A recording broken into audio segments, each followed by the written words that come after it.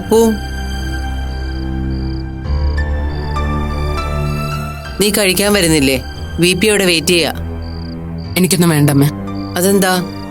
നീ വന്ന ശേഷം ഒന്നും കഴിച്ചില്ലല്ലോ. സാരമില്ല, വിശപ്പ് തോന്നില്ല. അങ്ങനെ പറഞ്ഞ എങ്ങനെയാ അപ്പു? മെഡിസിൻ എടുക്കാനുള്ളതല്ലേ, എന്തെങ്കിലും വന്ന് കഴിക്ക്. അമ്മ ഫ്രൂട്ട്സ് എന്തെങ്കിലും എടുത്തു വെച്ചാൽ മതി. വിശപ്പ് വരുമ്പോൾ ഞാൻ കഴിച്ചോളാം.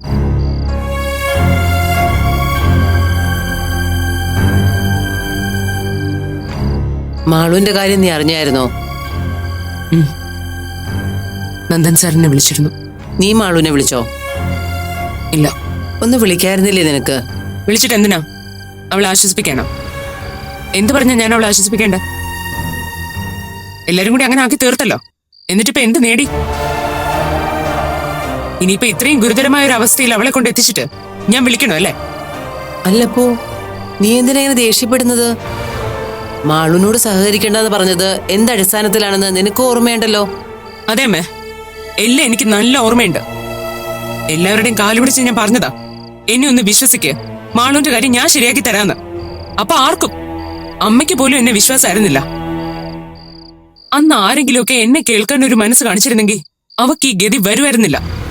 എന്നിട്ടിപ്പോ ഞാൻ വിളിച്ചവളെ ആശ്വസിപ്പിക്കണം പോലും എനിക്ക് പറ്റില്ല അമ്മേ. ഇനിയിപ്പോ ആരൊക്കെ എന്തൊക്കെ ചെയ്താലും മാളുവിന് അതുകൊണ്ട് ആശ്വാസമാവുമെന്ന് ഞാൻ കരുതുന്നുമില്ല. VP പറയുന്നത് ഇനി VP ആയിട്ട് മുരളിയോടും അശ്വതിയോടും സംസാരിക്കാൻ അങ്ങോട്ട് പോകില്ലെന്നാ. ഒരർത്ഥത്തിൽ അതിലും ന്യായമുണ്ടല്ലോ അപ്പു. എത്ര പ്രാവശ്യമാ മുരളി ഇവിടെ വന്ന് പരുഷമായിട്ട് സംസാരിച്ചത്. ഇനിയും VP ഒരു അനുഭവത്തിന് ചെന്നാൽ മുരളിയുടെ റിയാക്ഷൻ ഇതായിരിക്കില്ലെന്ന് ആര് കണ്ടു? അതാ അമ്മേ ഞാൻ പറഞ്ഞത്, എല്ലാവർക്കും അവരവരുടെ ദുരഭിമാനോ വലുത്. അതിന്റെ ബലിയാടാ മാളും ഞാനും ഒക്കെ. പിന്നെ എപ്പോഴോ എന്റെ മനസ്സമ്മ മനസ്സിലാക്കി, അതുകൊണ്ട് ഞാൻ ആ കടമ കടന്നു.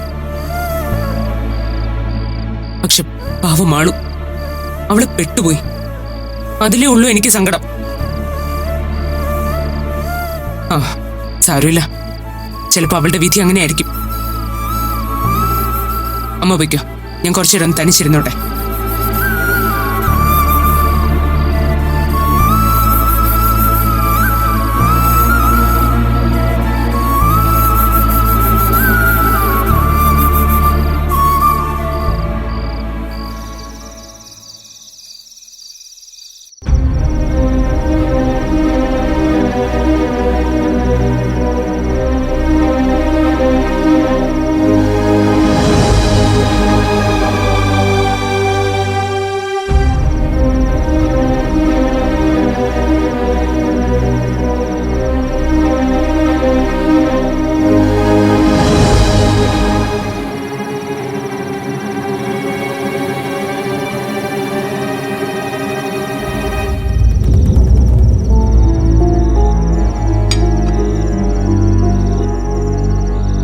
നീ കിടക്കുന്നില്ല ജോബിൻ? കുറച്ച് കഴിയട്ടെ. കിടന്നാലും ഉറക്കം വരില്ല മമ്മി. മമ്മി കിടന്നോ? മാളു തിരിച്ചു വന്നെന്ന് അറിഞ്ഞല്ലോ, പിന്നെന്തിനാ നീ അതേക്കുറിച്ച് ആലോചിച്ച് സങ്കടപ്പെടുന്നത്? എന്താന്നറിയില്ല മമ്മി, എനിക്ക് അവളുടെ കാര്യം ആലോചിച്ച് വല്ലാത്തൊരു ടെൻഷനുണ്ട്. മാളു ഒരു വല്ലാത്ത ഡിപ്രഷൻ മൂഡിലേക്ക് പൊയ്ക്കൊണ്ടിരിക്കുകയാണെന്ന് തോന്നുന്നു. അതുകൊണ്ട് അവളിങ്ങനെ റിബലായിട്ട് പെരുമാറുന്നത്. ഈ ഔട്ട് ബേസ്റ്റ് അതിൻ്റെ ഒരു ലക്ഷണമാണ്. അതിനെക്കുറിച്ച് ഞാനും ആലോചിക്കാതിരുന്നില്ല. പക്ഷെ ജോബിൻ, നമ്മൾക്ക് എന്ത് ചെയ്യാൻ കഴിയും? ഈ അവസരത്തിൽ എന്തെങ്കിലും ചെയ്യാൻ പറ്റുന്നത് അശ്വതിക്കും മുരളിക്കും ഒക്കെയാ. മാളു വീട്ടിൽ നിന്ന് ഇറങ്ങിപ്പോവാനുള്ള പ്രൊവോക്കേഷൻ എന്താണെന്ന് വല്ലതും ഗീതാന്റി പറഞ്ഞോ? മാളും അപ്പവും തമ്മിൽ കാണുന്നതിന് മുരളിയും അശ്വതിയും ഒക്കെ വീണ്ടും റെസ്ട്രിക്ഷൻ വെച്ചിരിക്കുക. അതറിഞ്ഞപ്പോ ഗീതയും വിജയും മാളുവിനോട് ഇനി അവിടെ ചെല്ലരുതെന്നും പറഞ്ഞ് വിലക്കി. എന്തൊരു അബദ്ധം അവരീ കാണിച്ചത്. അതും മാളുവിന്റെ കാര്യമെല്ലാം അറിഞ്ഞു വെച്ചിട്ട്. എല്ലാം അറിഞ്ഞു വെച്ചിട്ടും അബദ്ധം കാണിക്കുന്നതാണല്ലോ മനുഷ്യന്റെ ശീലം. ഇക്കുറി അവരുടെ ടേണാണെന്ന് വിചാരിച്ചാ മതി. നിന്നെ കുറ്റപ്പെടുത്തിയതല്ല, അറിഞ്ഞോ അറിയാതെയോ നീ ചെയ്ത അബദ്ധത്തിന്റെ തുടർച്ചയാ ഞാൻ ഉൾപ്പെടെ ഇപ്പൊ മറ്റു പലരും ചെയ്യുന്നത്. തിരുത്താമായിരുന്ന സമയത്ത് അതിന് തയ്യാറാകാതിരുന്നതാ നമ്മൾ ആ കുട്ടിയോട് ചെയ്ത തെറ്റ്. മമ്മി പറഞ്ഞത് വളരെ ശരിയാ. എല്ലാത്തിനും കാരണക്കാരൻ ഞാൻ തന്നെയാ. തെറ്റാണെന്ന് അറിഞ്ഞിട്ടും ഞാൻ എന്തിനത് ചെയ്തു എന്നതിന് എനിക്കിപ്പോഴൊരു ഉത്തരം കിട്ടുന്നില്ല മമ്മി.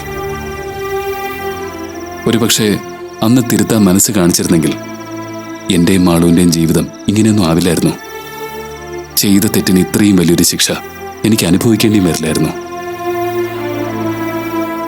മമ്മി, ചെയ്തു പോയ തെറ്റുകൾക്കൊക്കെ ഞാൻ എന്താ പ്രായശ്ചിത്തം ചെയ്യേണ്ടത്? പശ്ചാത്താപം തന്നെയാണ് ജോബിൻ ഭൂമിയിലെ ഏറ്റവും വലിയ പ്രായശ്ചിത്തം. ചെയ്തത് തെറ്റായി പോയിന്ന് നിനക്ക് പൂർണ്ണമായി ബോധ്യപ്പെട്ടിട്ടുണ്ടെങ്കിൽ ആ തെറ്റിനെ അംഗീകരിക്കലാണ് ആദ്യത്തെ ശരി. പിന്നീട് അത് തിരുത്തുക എന്നുള്ളതാ. ഇവിടെ മാളുവിന്റെ കാര്യത്തിൽ അത് എത്രമാത്രം സാധ്യമാകുമെന്ന് എനിക്കറിയില്ല. നീ പറഞ്ഞതുപോലെ ഒരു വലിയ ദുരന്തത്തിലേക്കാണ് മാളു പോകുന്നതെങ്കിൽ അവളെ അതിൽ നിന്ന് രക്ഷിച്ചെടുക്കാനുള്ള ബാധ്യത ഇപ്പോഴും നിനക്കുണ്ട്. രേഖാമൂലം അവളുടെ ഭർത്താവായതുകൊണ്ട് മാത്രമല്ല, അവളോടും അപ്പൂനോടും നീ ചെയ്ത തെറ്റിന് ഒരു പ്രതിവിധി എന്ന നിലയിൽ കൂടിയാ. മമ്മി, മാളുവിനെ പോയി കാണണമെന്നും അവളെ സമാധാനിപ്പിക്കണമെന്നും അവൾക്ക് കൂടി സമ്മതമാണെങ്കിൽ ജീവിതത്തിലേക്ക് തിരിച്ചു കൊണ്ടുവരണമെന്നൊക്കെ എനിക്കും ആഗ്രഹമുണ്ട്. പക്ഷെ അതൊരിക്കലും ഇനി അവള് സമ്മതിക്കില്ല എന്നറിയാം. എന്റെ പ്രസൻസിൽ പോലും വല്ലാതെ ഡിസ്റ്റർബ്ഡ് ആണ് അവള്. അതുകൊണ്ടാ ഞാനതിനെ മടിക്കുന്നത്. പിന്നെ ഞാനോ മമ്മിയോ ഇക്കാര്യം പറഞ്ഞു ചെന്ന് അവളുടെ പാരൻസ് എങ്ങനെ റിയാക്ട് ചെയ്യുമെന്ന് അറിയില്ല. ഞാൻ ചെയ്ത തെറ്റിനുള്ള ശിക്ഷ ഞാൻ അനുഭവിക്കാൻ തയ്യാറാ. പക്ഷെ അതിന്റെ പേരിൽ എന്റെ മമ്മി ഇനി അപമാനിക്കപ്പെടരുത് ആരാലും. അതാ എന്റെ ആഗ്രഹം. നീ കാരണം ജീവിതം താറുമാറായ ഒരു കുട്ടിയുടെ കണ്ണീരിന് മുന്നിൽ എനിക്കോ നിനക്കോ ഏൽക്കേണ്ടി വരുന്ന അപമാനം ഒന്നും ഒരു തടസ്സമാവരുത്. സാരമില്ല, എന്തായാലും മാളു തിരിച്ചു വന്നല്ലോ. നീ സമാധാനത്തോടെ ചെന്ന് കിടന്ന് ഉറങ്ങ്. എന്താ വേണ്ടതെന്ന് നമുക്ക് ആലോചിച്ച് തീരുമാനിക്കാം. ചെല്ല്.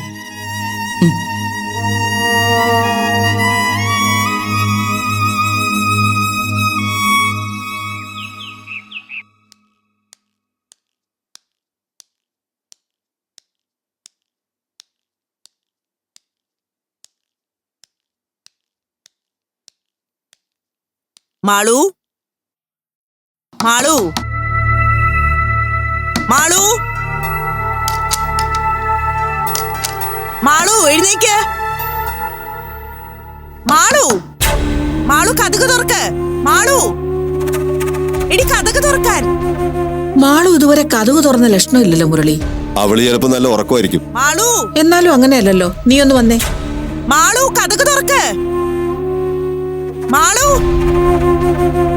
മാളു. എന്താ എന്താ അശ്വതി, അവൾ എഴുന്നേറ്റില്ലേ ഇതുവരെ? അറിയില്ല, ഞാൻ കുറച്ചു നേരമായിട്ട് വിളിക്കുവാ. നീ ഇങ്ങോട്ട് മാറ്. മാളു, മോളെ എഴുന്നേറ്റേ. മാളു. മുരളിയേട്ടാ, അവളെ വിളിച്ചിട്ട് മറുപടി ഇല്ലല്ലോ. ഈശ്വര, ഇനി എന്റെ കുഞ്ഞെന്തെങ്കിലും ബുദ്ധിമോശം കാണിച്ചോ? അമ്മയൊന്നും മിണ്ടാതിരുന്നേ. അവളെ ഒന്നുകൂടെ വിളിച്ചു നോക്ക്. മാളു, മോളെ.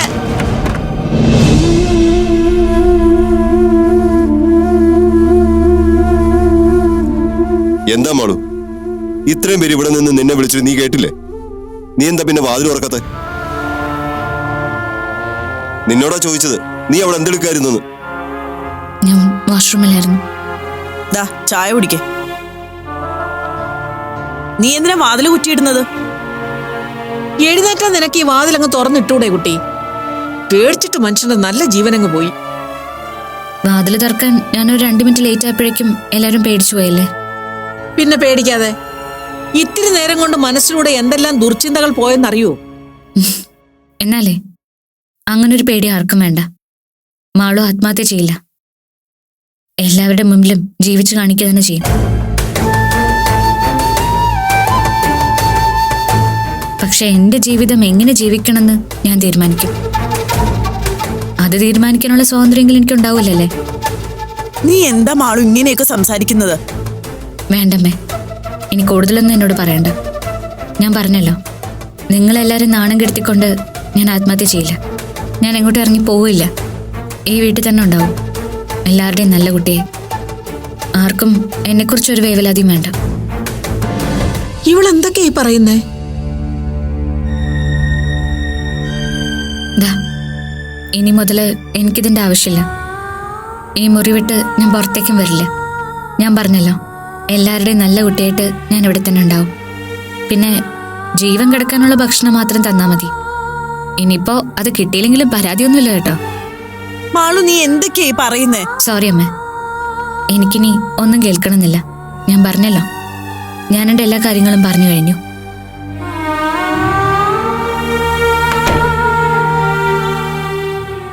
അവള് വേറെന്തോ മനസ്സിൽ തീരുമാനിച്ചിട്ടുണ്ടെന്ന് ഉറപ്പാ മുരളി. ഇതിങ്ങനെ വിട്ടാ ശരിയാവില്ല. എന്ത് തീരുമാനിക്കാൻ? കൂടിപ്പോയ അവളിനി എന്തെങ്കിലും ചെയ്യുമായിരിക്കും. ചെയ്യട്ടെ. ഇതിനപ്പുറം ഒന്നും എനിക്ക് പറ്റില്ല. അത്രയ്ക്ക് മടുത്തു. വെച്ചോ.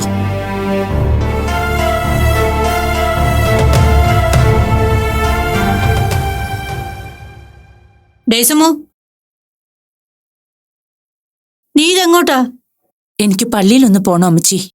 എന്നാ നിനക്ക് ഒരു വാക്ക് നേരത്തെ പറഞ്ഞുകൂടായിരുന്നു? ഞാനും വരുമായിരുന്നല്ലോ. പള്ളിയിൽ മാത്രമല്ല അമ്മച്ചി, അവിടുന്ന് മറ്റൊരിടത്തുകൂടി പോകാനുണ്ട്. അതുകൊണ്ടാ ഞാൻ അമ്മച്ചിയെ വിളിക്കാതിരുന്നത്. അതെങ്ങോട്ടാ?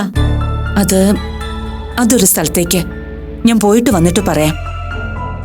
പറയുമ്പോ നീ എന്നോട് ചാടിക്കടിക്കാൻ വരരുത്. ഈ വയ്യാകിയം വെച്ചോണ്ട് നീ എന്നാത്തിനാ ഇങ്ങനെ ഒറ്റയ്ക്ക് നടക്കുന്നേ? അത് ഈ പൊരി വെയിലത്ത്. ദേ, അന്നത്തെ പോലെ വല്ല ബോധക്കേടോ തലകർക്കോ വന്നാലേ പിടിച്ചുകൊണ്ടുവന്ന് വീട്ടിലാക്കാൻ എപ്പോഴും പരിചയക്കാരുണ്ടായെന്ന് വരില്ല. എനിക്കൊരു കുഴപ്പമില്ല അമ്മച്ചി, ഞാൻ പോയിട്ട് വരാം. കുഴപ്പമില്ലാന്നൊക്കെ നീ ഇപ്പൊ പറയും. പക്ഷെ എവിടെ വെച്ച് എന്നതാ പറ്റുന്നതെന്ന് ആർക്കാ അറിയാൻ പറ്റുന്നേ? നീ ഒരു കാര്യം ചെയ്യേ, ജോക്കുട്ടൻ ഇവിടെ ഉണ്ടല്ലോ, അവന്റെ കൂടെ പോയിട്ട് വാ. നീ പറഞ്ഞാ അവൻ സന്തോഷത്തോടെ നിന്റെ കൂടെ വരികയും ചെയ്യും.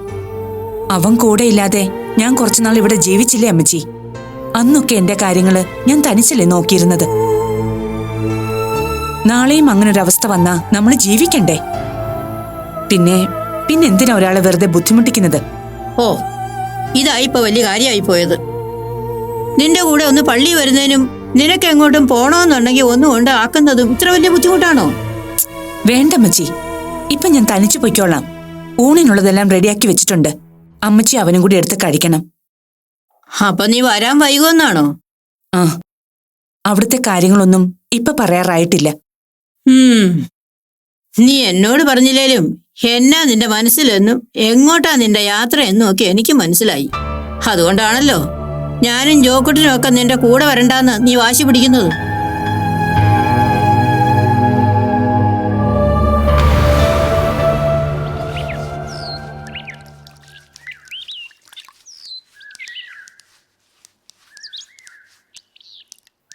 മമ്മി എങ്ങോട്ടാ? ചർച്ചിലേക്കാണെങ്കിൽ ഞാൻ കൊണ്ടുവിടാം. വേണ്ട, ഞാൻ തനിച്ചു പൊയ്ക്കോളാം. അത് കഴിഞ്ഞ് എനിക്കൊരു സ്ഥലം വരെ പോകാനുണ്ട്. മമ്മി മാളുവിന്റെ വീട്ടിലേക്കാണോ പോകുന്നത്? മമ്മി ഒന്നും പറഞ്ഞില്ല. മാളുവിന്റെ വീട്ടിൽ എനിക്കൊന്ന് പോയാൽ കൊള്ളാവുന്നുണ്ട്. പക്ഷെ പോവോ ഇല്ലയോ എന്ന് ഇപ്പൊ പറയാറായിട്ടില്ല. പള്ളിയിൽ നിന്ന് പ്രാർത്ഥന കഴിഞ്ഞിറങ്ങുമ്പോ എന്റെ മനസ്സിലൊരു തീരുമാനം ഉണ്ടാകും. പോകണമെന്നാണ് അപ്പ മനസ്സ് പറയുന്നതെങ്കിൽ ഞാൻ പോവുക തന്നെ ചെയ്യും. മാളുവിന്റെ എല്ലാ ഡിമാൻഡ്സും ഞാൻ അംഗീകരിച്ചു കഴിഞ്ഞതാ. മമ്മി അവിടെ പോകുന്നതിലോ അവരുമായിട്ട് സംസാരിക്കുന്നതിലോ എനിക്കൊരു വിരോധമില്ല. പക്ഷേ ഒരു കാര്യം മമ്മി എപ്പോഴും ഓർക്കണം, എനിക്ക് വേണ്ടി അപേക്ഷിക്കാനാണെങ്കിൽ മമ്മി അങ്ങോട്ട് പോകരുത്, പ്ലീസ്.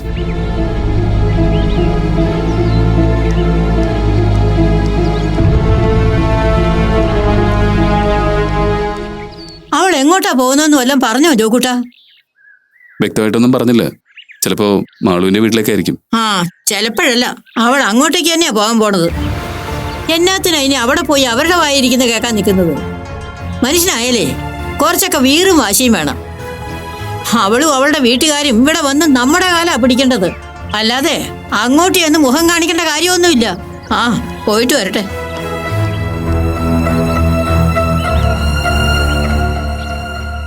മാളു ഇങ്ങനെയൊക്കെ തുടങ്ങിയ നമ്മൾ എന്ത് ചെയ്യും മുരളിയേട്ടാ?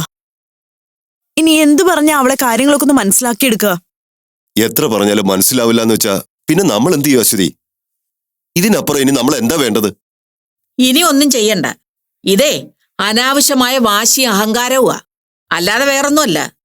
2-3 ദിവസം ഇതൊന്നും കണ്ടില്ല കേട്ടില്ല എന്നും പറഞ്ഞ് കണ്ണടച്ചേക്കണം. അപ്പൊ പെണ്ണ് താനെ തൻ പാട്ടിൽ വന്നോളൂ. നിങ്ങൾ നിങ്ങളുടെ പണി നോക്ക്. ഇതങ്ങനെ നിസ്സാരമായിട്ട് തള്ളിക്കളയാൻ പറ്റില്ലമ്മേ. അവളുടെ വാശി അമ്മയ്ക്ക് അറിയാലോ. എന്ന് പറഞ്ഞാൽ എങ്ങനെയാ അശ്വതി?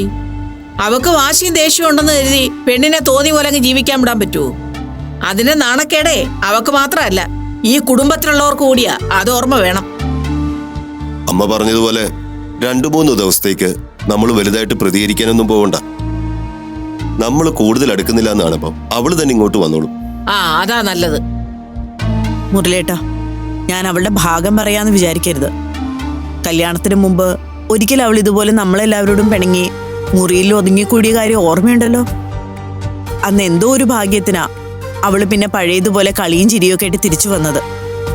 അത് ഭാഗ്യമായിരുന്നില്ല ശ്രുതി, നമ്മുടെയൊക്കെ ഭാഗ്യക്കേടായിരുന്നു. ആ സമയത്താണല്ലോ ടീച്ചറെ മോനെ ഇങ്ങോട്ട് കെട്ടിയെടുക്കാൻ തോന്നിയത്. അമ്മയെപ്പോലെ സംസ്കാരമുള്ള ഒരാളാണ് ഡോക്ടർ എന്ന് വിചാരിച്ച് നമ്മൾ മാളുമായിട്ട് കൂട്ടുകൂടാൻ സമ്മതിച്ചു. അന്നേ ഞാൻ മുന്നറിയിപ്പ് വന്നതാ, അതാരും കേട്ടില്ല. പോട്ടെ, ഒരു നല്ല കാര്യത്തിനല്ലയോ എന്ന് വെച്ച് ഞാനും അങ്ങ് കണ്ണടച്ചു. എന്നിട്ട് എന്താ ഉണ്ടായത്? ആ ചങ്ങാത്തം വളർന്നു, പിന്നെ കല്യാണമായി, ഇപ്പതേ ഈ പരുവത്തിലുമായി. അതുകൊണ്ട് ഇനിയെങ്കിലും അവളെ മാറ്റിയെടുക്കാൻ കുറുക്ക് വഴി തേടാതിരിക്കുന്ന അശ്വതി ബുദ്ധി. 3-4 ദിവസം ഇങ്ങനെ അങ്ങ് പോട്ടെ, അവൾ ഏതുവരെ പോകുമെന്നറിയാലോ. അല്ലെങ്കിൽ നീ തന്നെ പറ, നമുക്ക് എങ്ങനെ ഇത് സോൾവ് ചെയ്യാൻ പറ്റും? എങ്ങനെ ഇത് സോൾവ് ചെയ്യാൻ പറ്റാന്ന് വെച്ചാ എനിക്കറിയില്ല മുരളിയേട്ടാ. പക്ഷെ നമ്മളിങ്ങനെ അകന്ന് നിൽക്കുമ്പോ അവളുടെ വാശിയും ദേഷ്യവും ഒക്കെ കൂടുകയുള്ളൂ. ഒന്നെങ്കിൽ അന്നത്തെ പോലെ അവള് കൂടുതൽ നമ്മളീന്ന് അകലും, അല്ലെങ്കിൽ അന്ന് ഡേസി ടീച്ചറിന്റെ വീട്ടിൽ വെച്ച് സംഭവിച്ചതുപോലെ അവൾ അവിവേകമെല്ലാം കാണിച്ചാലോ? അങ്ങനെയൊന്നും കാണിക്കില്ലെന്നല്ലേ ഇപ്പൊ നമ്മുടെ മുന്നിൽ പറഞ്ഞത്. അതൊക്കെ പറഞ്ഞു എന്നുള്ളത് സത്യം. പക്ഷെ ഇപ്പോഴത്തെ പിള്ളേരുടെ മനസ്സല്ലേ അമ്മേ, എപ്പോഴാ എന്താ തോന്നാന്നുള്ളത് ആർക്കാ പറയാൻ പറ്റാ? എന്നാ ഒരു കാര്യം ചെയ്, എല്ലാം അവളുടെ ഇഷ്ടത്തിനങ്ങ് വിട്ടുകൊടുത്തരും. അപ്പുമായിട്ട് കൂട്ടുകൂടി നടക്കുകയോ ഒന്നിച്ച് ജീവിക്കോ എന്താന്ന് വെച്ചാൽ ആയിക്കോട്ടെ, എന്നെ ഒന്നിനും നോക്കണ്ട. അതാണോ മുരളിയേട്ടാ ഞാൻ പറഞ്ഞതിന്റെ അർത്ഥം? നമുക്ക് ഇലയ്ക്കും മുള്ളിനും കേടില്ലാത്ത രീതിയിൽ കാര്യങ്ങൾക്കൊരു തീരുമാനം ഉണ്ടാവണം, അത്രേ ഞാൻ ഉദ്ദേശിച്ചുള്ളൂ.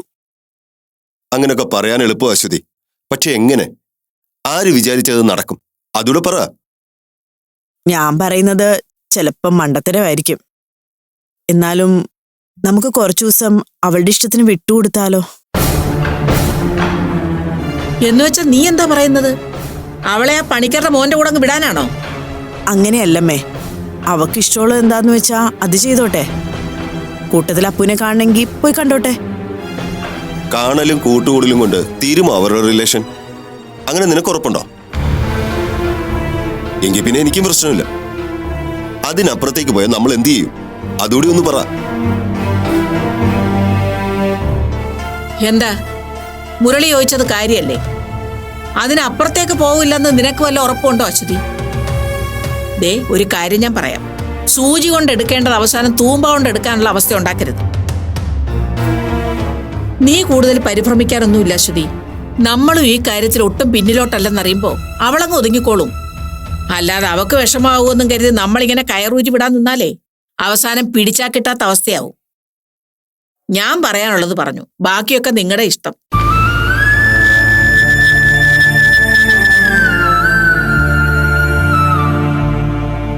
താൻ വിഷമിക്കാതെ, എങ്ങനെയാ പോകുന്നത് നമുക്ക് നോക്കാം.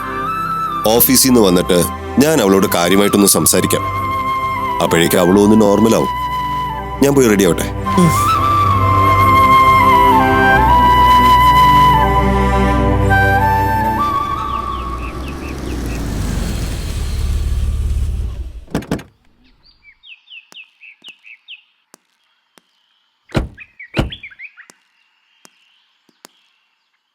അരവിന്ദ് ചേട്ടാ, വീട് ഇത് തന്നെയാണെന്ന് ഉറപ്പാണല്ലോ അല്ലേ?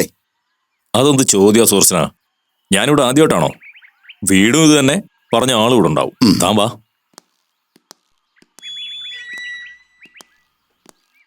വാ.